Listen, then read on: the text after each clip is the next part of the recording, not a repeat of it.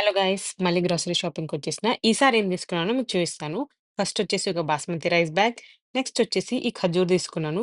చాలా డేస్ నుంచి రెసిపీస్ చూస్తున్నాననమాట. ఖజూర్‌తోని లడ్డూలు చేస్తున్నారని. ట్రై చేద్దామని తీసుకొని వెళ్తున్నాను.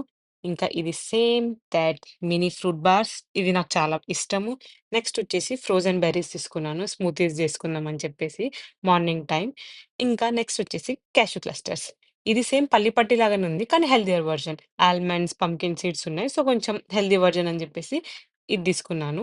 నెక్స్ట్ వచ్చేసి అవకాడో ఆయిల్ తీసుకున్నాను. ఇది కొంచెం ఎక్స్‌పెన్సివ్. ఇంకా నేను మీకు వీడియోలో లాస్ట్ వీడియో మీరు నాకు చూసుంటే నేను మీకు చూయించాను. హార్మ్‌లెస్ హార్వెస్ట్ అని జెప్పేసి.